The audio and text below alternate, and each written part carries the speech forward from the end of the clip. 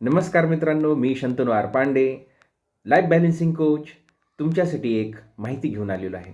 मित्रांनो, आपण रोजच्या जीवनामध्ये बऱ्याच वेळेस आपल्याला असं जाणवतं की मन एकाग्र होत नाही.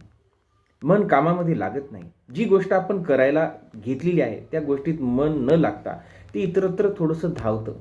इकडं तिकडं विखुरल्या जातं आणि मग पूर्ण मन देऊन काम न केल्यामुळं आपल्याला कामामध्ये अडचणी येतात, लक्ष लागत नाही, काम अपूर्ण राहतं किंवा परफेक्ट होत नाही. तर या सर्व गोष्टींवर एकच उपाय. एका काही सेकंदात मी तुम्हाला ही तुमची समस्या सोडवण्यासाठी मदत करणार आहे. आपल्याला काही करायचं नाही आहे. मित्रांनो, सर्वांना माहिती आहे आपल्याला एक कॉन्शियस माइंड असतं आणि एक दुसरं सबकॉन्शियस माइंड असतं. जरी तुम्ही एका जागेवर शरीरानं स्थिर जरी बसले असतील तरी पण तुमचं जे मन हे सर्व ठिकाणी फिरून फिरून येत असतं. कारण मनाचा वेग फार जास्त आहे.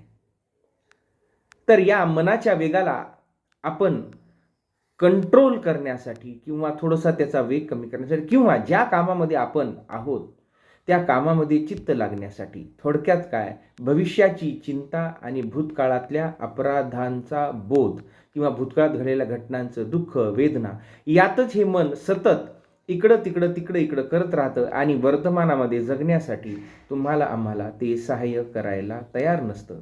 तर त्याला एकच आहे मित्रांनो, अभ्यास करावा लागेल. रोज फक्त सकाळी 5 ते 10 मिनिट आणि रात्री झोपताना 5 ते 10 मिनिट. विद्यार्थी असो, कॉर्पोरेटचे लोक असो किंवा कुठल्याही क्षेत्रात काम करणारे लोक असो, अगदी गृहिणीसुद्धा असो, कुणालाही जरी हे टेक्निक जर तुम्ही सर्वांनी शिकलं तर काही वेळातच तुम्ही या समस्येतून बाहेर पडू शकता. करायचं काय आहे तुम्हाला? काहीच नाही. फक्त सकाळी 5 ते 10 मिनिट एका जागी शांत बसून आपली ध्यानमुद्रा करायची आणि सुखासन घालून शांतपणे तुम्हाला बसायचं आहे.